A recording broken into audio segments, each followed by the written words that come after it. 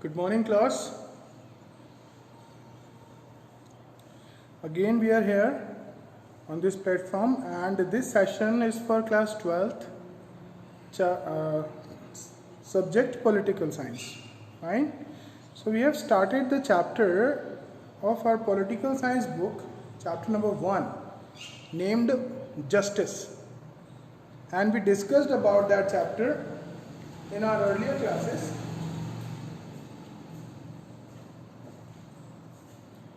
We have discussed about this chapter in our earlier classes, but due to some problems in the videos, I think you couldn't get the material properly or in a right manner. That's why I am summarizing this chapter again. इसकी जो important facts जो है उनके ऊपर एक बार वापस से हम स्टार्ट से डिस्कस कर रहे हैं. इसके बाद हम आगे कंटिन्यू करेंगे ताकि पिछला जो आपका लॉस हुआ है वो एक बार वापस से कवर अप हो सके. Fine. So let's start political science, and the topic was justice.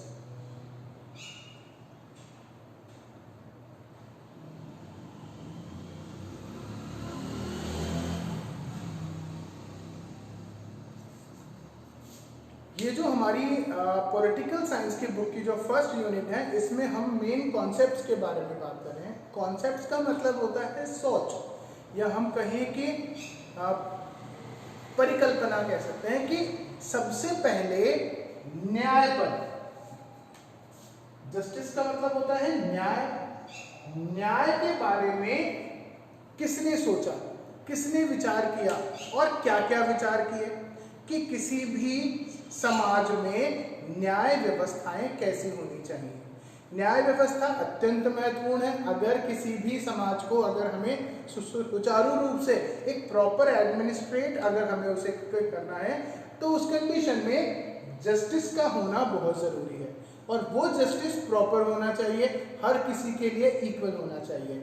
अतः जो भी सारे उस वक्त के जो थिंकर्स थे, उन्होंने अपना अपना पॉइंट ऑफ व्यू जो है वो यहाँ पर दिया कि अकॉर्डिंग टू मी जस्टिस ये है, अकॉर्डिंग टू मी जस्टिस ये है. तो यहाँ पर as a political science student of class 12 हम इन कॉन्सेप्ट्स पर डिस्कस करेंगे, क्योंकि ये एक ऐसे कॉन्सेप्ट्स हैं जिन पर हमारा विचार किया जाना बहुत ज़रूरी है. बिकॉज यहाँ पर आकर हमारा जो माइंड है वो ब्रॉड हो जाता है, हमारी सोच ब्रॉड होती है. इसलिए हमें इन सब कॉन्सेप्ट्स पर विचार करना ज़रूरी है. क्योंकि अभी तक अगर कोई हमसे नॉर्मली पूछेगा कि what is the meaning of justice, तो हम बोलेंगे न्याय. न्याय से तात्पर्य अगर मैं कुछ चाहता हूँ और अगर मैं सही हूँ, अपने एथिक्स पर हूँ, तो मुझे वो न्याय मिलना चाहिए. अगर मेरे द्वारा किए गए कार्य से किसी को हानि पहुँचती है, अगर मैं किसी को हर्ट करता हूँ, दैट इज इनजस्ट. फाइन. तो ये हमारा मीनिंग है. But what the thinkers thought about justice in the earlier time, this thing will discuss here about the justice. तो अलग अलग लोगों ने क्या क्या अवधारणाएं यहाँ पर प्रस्तुत की, उन सबको हम यहाँ पर डिस्कस करेंगे. ठीक है. एक इसका यूनिवर्सल मीनिंग जो कि एंशिएंट टाइम से जो चला आ रहा है, वो हमने यहाँ पर पढ़ा था कि जस्ट होल्ड ऑन.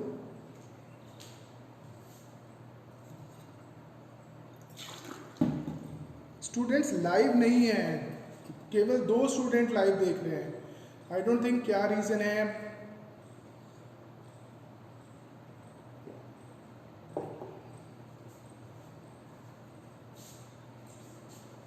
तो अगर हम बात करें जस्टिस की, तो वहां पर इसका जो एक सिंपल मीनिंग की अगर हम सबसे पहले बात करें, तो इसका मीनिंग है जो कि हमारी बुक में यहाँ पर गिवन है कि कोई भी इंडिविजुअल अपनी ड्यूटीज को परफॉर्म करे, जो भी उसका काम है, जो भी उसके कर्तव्य है, वह उन्हें पूरा करे, बट किसी और की लाइफ में, किसी और की ड्यूटीज में उसके एक्शंस की वजह से इंटरफेयर नहीं होना चाहिए. ठीक है. तो मीन्स क्या हुआ कि an individual is expected to perform his duty and not to interfere in others life is actually justice. असल में न्याय क्या है कि व्यक्ति खुद अपनी ड्यूटीज को पूरा करे बट किसी और की लाइफ में इंटरफेयर नहीं करे किसी भी तरह से, दैट इज कॉल्ड जस्टिस। अब ये इसका एक जनरल मीनिंग है, हम कहें कि एक तरह से मीनिंग सही है, but different thinkers gave the different meaning of the justice according to them. Like सबसे पहले जस्टिस के बारे में अपना पॉइंट ऑफ व्यू रखने वाला जो व्यक्ति था वो था प्लेटो। फाइन, ये प्लेटो जो थिंकर हुए ये वो व्यक्ति थे जिन्होंने कि सबसे पहले जस्टिस को डिफाइन किया। ठीक है जी, क्या कंडीशन में डिफाइन किया?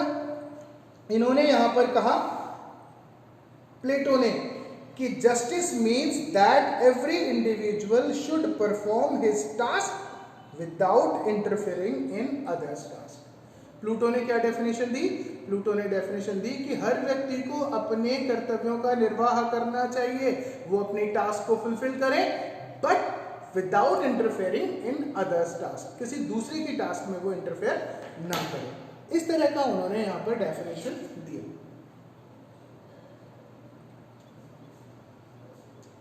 प्लेटो को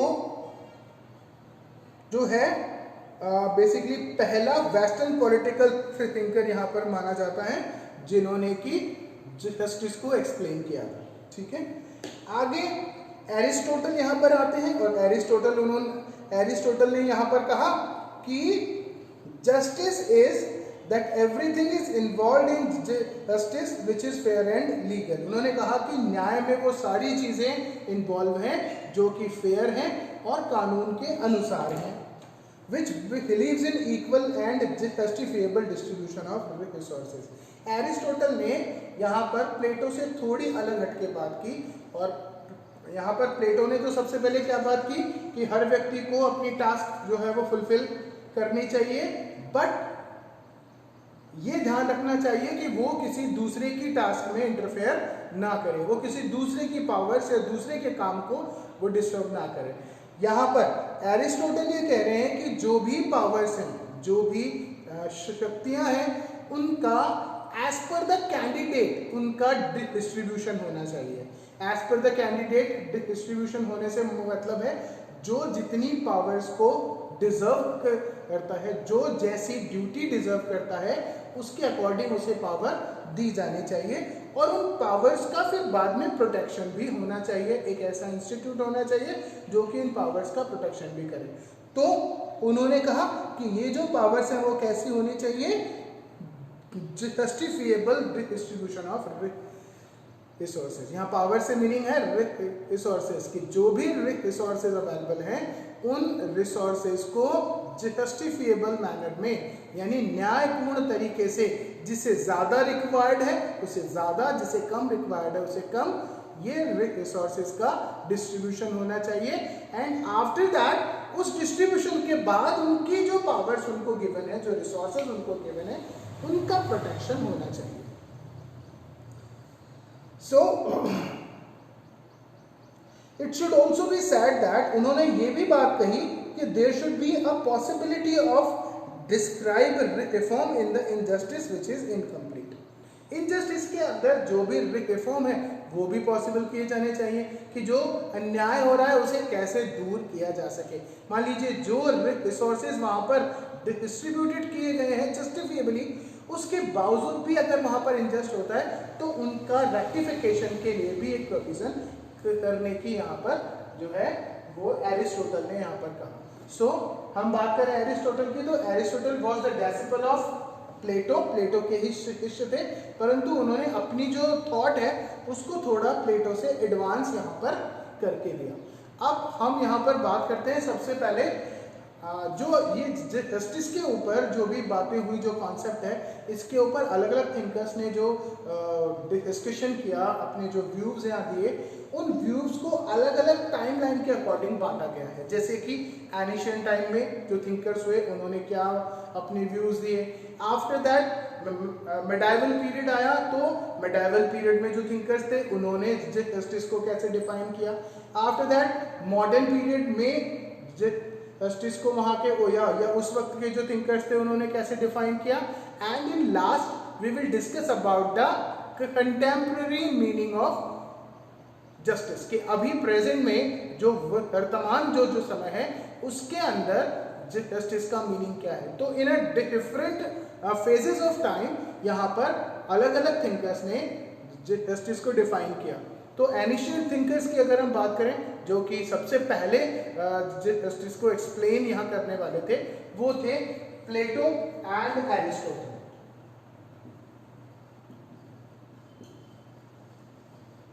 फाइन। तो एरिस्टोटल, ये एरिस्टोटल है, ठीक है, हिंदी में इनको कहते हैं अरस्तु, अगर आपने इनका नाम पहले सुना हो तो। इन्हें अरस्तु बोलते हैं, पर इंग्लिश इनका प्रोनाउंसिएशन एरिस्टोटल है। फाइन। तो ये दोनों एनिशियंट थिंकर थे।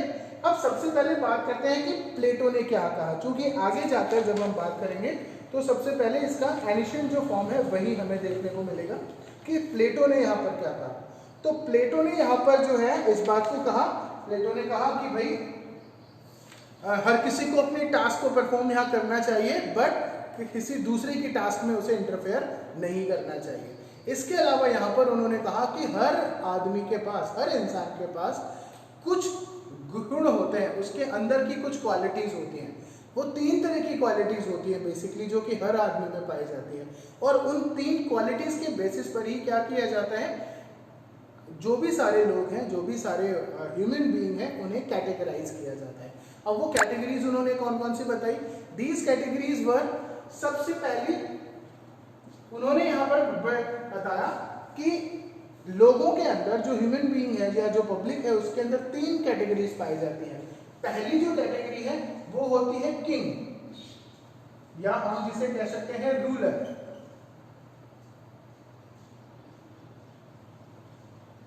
उन्होंने कहा कि एक कैटेगरी पाई जाती है वो होती है रूलर की। दूसरी जो कैटेगरी होती है, ये दूसरी कैटेगरी होती है सोल्जर की। और तीसरी जो कैटेगरी होती है ये होती है प्रोड्यूसर की। ये 3 कैटेगरी लोगों में पाई जाती है, ऐसा प्लेटो ने कहा। और प्लेटो ने कहा कि इन 3 कैटेगरीज में लोगों के डिवाइड होने के पीछे रीजंस 3 हैं। 3 तरह की इनकी इसे हम कहते हैं इनकी नेचुरल वैल्यूज या लाइफ वैल्यूज। वो लाइफ वैल्यूज क्या है?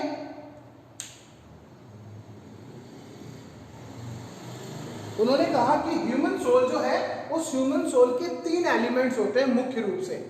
उन्होंने, जो प्लेटो है, प्लेटो ने कहा कि ह्यूमन सोल के 3 जो है नेचुरल एलिमेंट्स होते हैं, जो कि उसके अंदर ऑलरेडी एम्बेडाइड होते हैं, और उनके कारण वो इन 3 कैटेगरीज में जो ह्यूमन बीइंग्स हैं वो डिवाइड होते हैं। और वो 3 जो एलिमेंट्स हैं वो कौन कौन से हैं? पहला एलिमेंट है डिजायर, दूसरा जो एलिमेंट है ये कहलाता है ब्रेवरी, और तीसरा ये कहलाता है इंटेलिजेंस।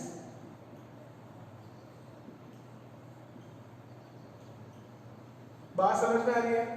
प्लेटो यहां कहते हैं कि हर इंसान का अपना टास्क है, वो उसे पूरा करेगा, किसी दूसरे के टास्क में इंटरफेयर नहीं करेगा। साथ ही वो बताते हैं कि हर ह्यूमन बीइंग के अंदर कुछ इंपॉर्टेंट वैल्यूज होती हैं, और वो वैल्यूज जो है वो मुख्य रूप से 3 एलिमेंट्स में डिवाइड होती हैं, that is desire, bravery, intelligence. इन तीनों में, अब वो यहाँ पर एक बात और कहते हैं कि हर ह्यूमन बीइंग में ये तीनों ही जो एलिमेंट्स हैं वो मॉडरेटली पाए जाते हैं। यानी ऐसा नहीं है कि कोई एक व्यक्ति में अगर इंटेलिजेंस है तो बाकी 2 चीजें नहीं है, नहीं, मॉडरेटली तीनों ही चीजें पाई जाती हैं, थोड़ा थोड़ा थोड़ा थोड़ा। बट इन तीनों में से उसमें कुछ एक ऐसी चीज होती है जो कि बहुत ज्यादा होती है। तीनों एग्जिस्ट होती है, बट कोई एक एलिमेंट ऐसा होता है जो ज्यादा होता है, और उस एलिमेंट के बेसिस पर ही ये कैटेगरीज जो है ह्यूमन बीइंग में डिसाइड हो पाती है। बात समझ आ रही है? आई होप बात समझ आनी चाहिए आपको, ठीक है, क्योंकि आज मेरे ख्याल से वीडियो क्वालिटी भी अच्छी है, साउंड भी अच्छा है और टॉपिक भी हम एक बार वापस से रिवाइज कर रहे हैं। मैं एक बार फिर आपको बता दूं, जस्टिस का जनरल मीनिंग है कि हम हमारा काम करें और किसी दूसरे के काम में हस्तक्षेप ना करें, जैसा कि हमने ऊपर लाइन पर पढ़ा था कि हम परफॉर्म करें हमारी ड्यूटीज़ को और किसी दूसरे की लाइफ में किसी तरह से कोई इंटरफेयर नहीं करें। प्लेटो पहला आदमी था जिसने कि जस्टिस को डिफाइन किया। इसे वेस्टर्न पॉलिटिकल थिंकर कहा जाता है, ठीक है, पहले व्यक्ति थे। इन्होंने अपनी कई फिलोसफीज यहाँ पर दी और भी बहुत सारे थिंकर्स हुए जिन्होंने कि जस्टिस के बारे में बताया और उन सभी थिंकर्स को हमने अलग अलग टाइम पीरियड के अकॉर्डिंग डिवाइड किया है, ancient, medieval, modern and contemporary. Fine. So first of all we are discussing about the thinkers of ancient period. तो ancient period के दो thinkers important माने जाते हैं, first is Plato, second one is Aristotle. Fine. सबसे पहले हम प्लेटो के कॉन्सेप्ट की बात करते हैं कि प्लेटो ने जस्टिस के लिए क्या कहा। तो प्लेटो यहाँ पर कहते हैं कि कोई भी व्यक्ति जब अपना टास्क पूरा करेगा, परफॉर्म करेगा, वही चीज उसके लिए इंपॉर्टेंट होनी चाहिए, किसी दूसरे के टास्क में वो इंटरफेयर ना करे। इसके लिए उन्होंने कहा कि हर ह्यूमन बीइंग में कुछ वैल्यूज होती हैं, उन वैल्यूज के कुछ एलिमेंट्स होते हैं, उसके बेसिस पर ह्यूमन बीइंग्स को कैटेगराइज किया जाता है। These elements are desire, bravery, intelligence. Fine. तीनों ही एलिमेंट्स मॉडरेटली हर ह्यूमन बीइंग में पाए जाते हैं, बट हर ह्यूमन बीइंग में इन तीनों में से किसी न किसी एक एलिमेंट की प्रधानता होती है। वहां पर वो एलिमेंट जो है वो ज्यादा पावरफुल होता है और उसी पावरफुल एलिमेंट के कारण ही उसकी कैटेगरी डिसाइड होती है कि वो रूलर बनेगा, वो सोल्जर बनेगा या वो प्रोड्यूसर बनेगा। फाइन। अब कौन सी कैटेगरी से कौन सी कैटेगरी यहाँ पर बनती है, कौन से एलिमेंट के लोग कौन सी कैटेगरी में जाते हैं, ये देखते हैं। तो ऐसे ह्यूमन बीइंग जिनमें इंटेलिजेंस वाला एलिमेंट सबसे ज्यादा होता है वो बनते हैं रूलर। ये किसने कहा? प्लेटो कह रहा है, ये मैं नहीं कह रहा हूं, ये प्लेटो का कॉन्सेप्ट है कि उन्होंने यहाँ पर तय किया कि न्याय की व्यवस्था कैसे होगी, जिसमें जैसा एलिमेंट होगा उसके बेसिस पर वो अपना काम करेगा और वो जो अपना काम करे वो किसी और के बीच में ना फंसे, किसी और के टास्क में वो इंटरफेयर ना करे, तो न्याय होगा।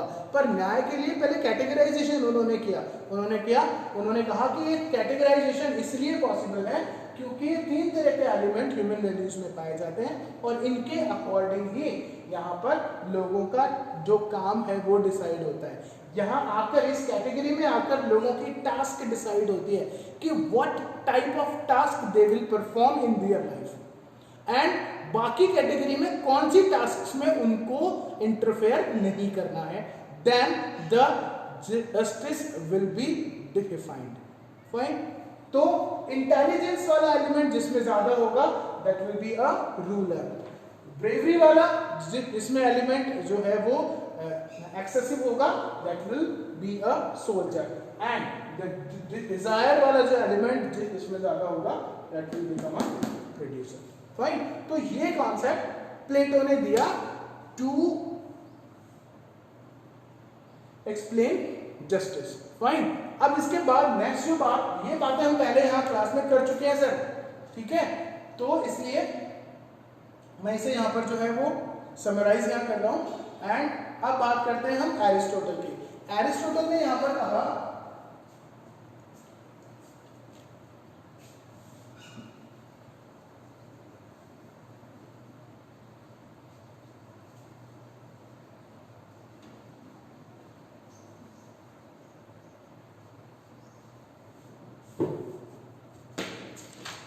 एरिस्टोटल यहां पर कहते हैं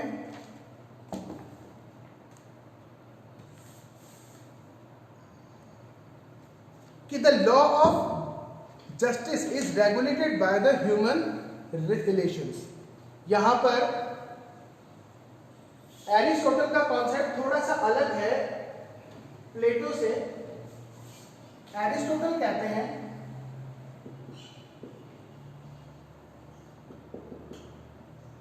एरिस्टोटल यहां पर कह रहे हैं कि the law of justice is regulated by human relations. जो जस्टिस का लॉ है वो असल में किसके द्वारा ऑपरेट किया जाता है, कि किसके द्वारा रेगुलेट किया जाता है, ह्यूमन बीइंग के आपस के रिलेशन से। उन दोनों के बीच के जो रिलेशंस है, ह्यूमन बीइंग के बीच के जो रिलेशंस है, उन ह्यूमन बीइंग के रिलेशन की वजह से ही जस्टिस जो है वो रेगुलेट होता है, या उसके जो कानून है वो रेगुलेट होते हैं। सो उन्होंने कहा कि law of justice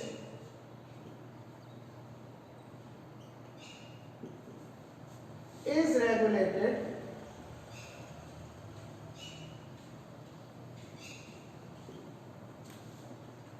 by human relations।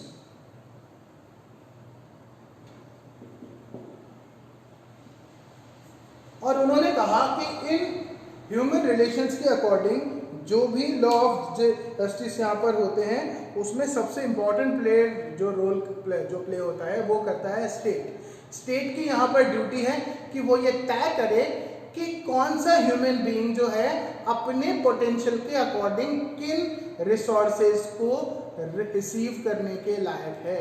यानी जो जो भी हमारे यहाँ अवेलेबल रिसोर्सेज हैं, भाई वो भी तो जस्टिस होगा ना, कि जो रिसोर्सेज अवेलेबल है उनका डिस्ट्रीब्यूशन अरिथमेटिक बेसिस पर ना होकर, अरिथमेटिक रेशियो के बेसिस पर ना होकर कैसे हो, प्रोपोर्शनल बेसिस पर हो। ठीक है, तो उन्होंने यहां पर कहा कि Aristotle argued that under distribution of justice, न्याय का जो वितरण किया जाए, जो जस्टिस है उसका जो डिस्ट्रीब्यूशन किया जाएगा, उसका the status of prestige and wealth should not be distributed to arithmetic proportion.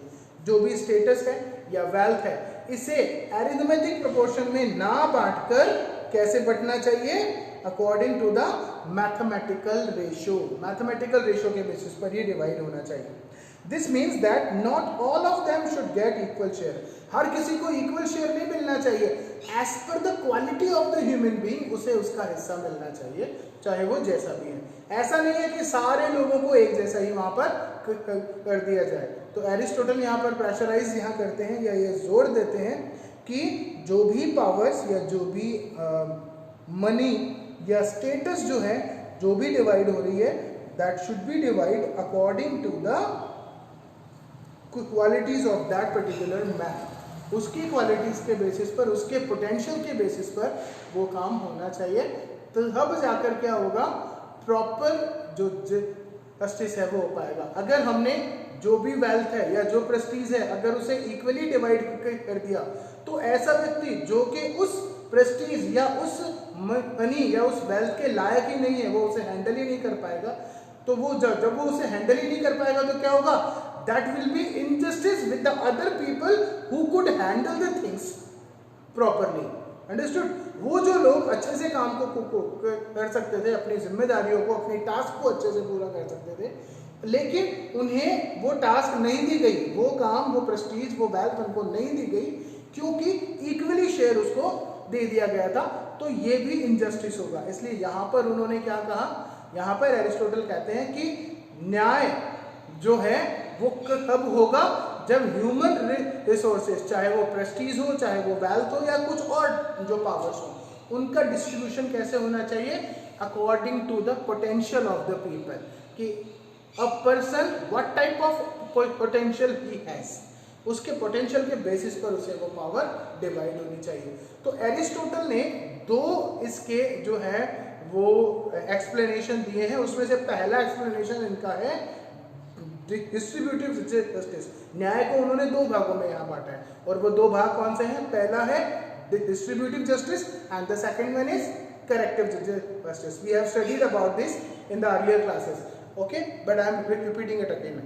तो सबसे पहले बात करेंगे डिस्ट्रीब्यूटिव जस्टिस की, जहां पर कि उन्होंने यही सेम बात की है जो मैं अभी आपको इतनी देर से यहाँ बता रहा हूँ, कि पावर्स या जो भी वेल्थ है या प्रेस्टीज है उसका डिवाइडेशन इक्वल शेयर के बेसिस पर ना होकर as per the potential of the human being होना चाहिए, ताकि वहां इनजस्टिस ना हो, और जो भी एफिशिएंसी है, जो भी आदमी अपनी, जो भी एक आदमी को काम दिया है वो अपनी एफिशिएंसी के थ्रू वहां पर पूरा कर सके।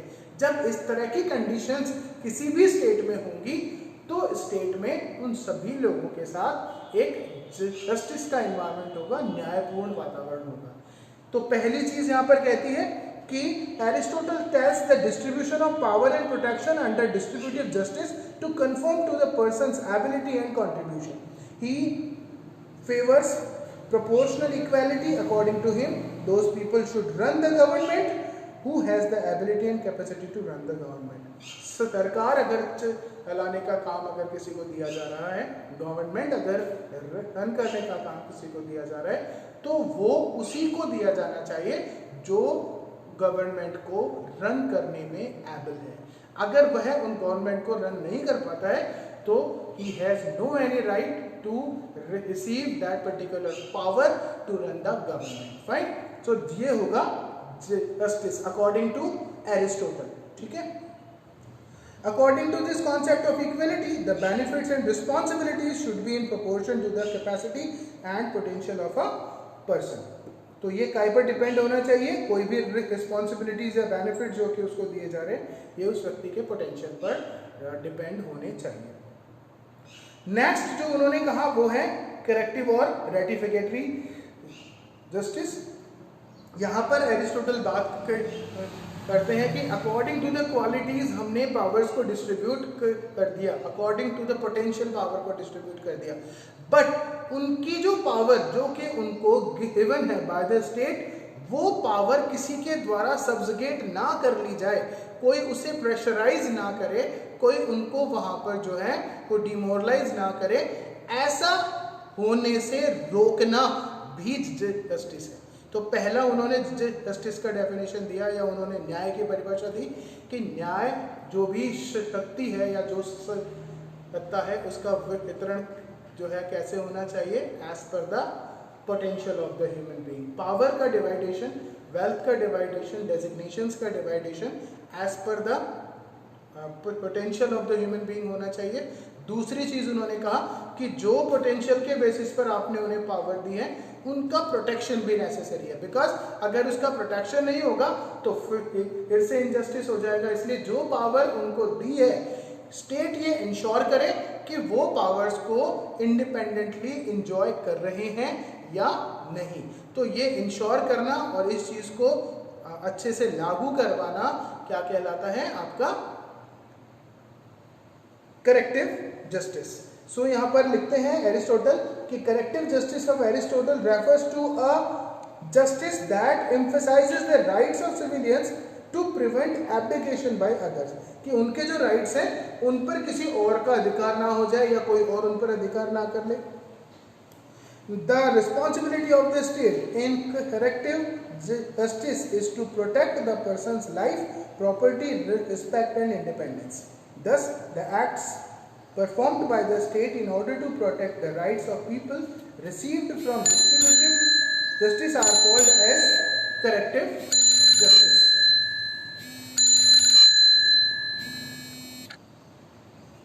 ठीक है, तो अभी हमने एरिस्टोटल के ये दोनों कॉन्सेप्ट्स को देखा। ठीक है, तो प्लेटो ने इसको कैसे यहाँ पर जो है डिफाइन किया है और एरिस्टोटल ने इसको कैसे डिफाइन किया है, ये एनिशियंट थिंकर्स थे जिन्होंने की जस्टिस को यहाँ पर एक्सप्लेन किया है।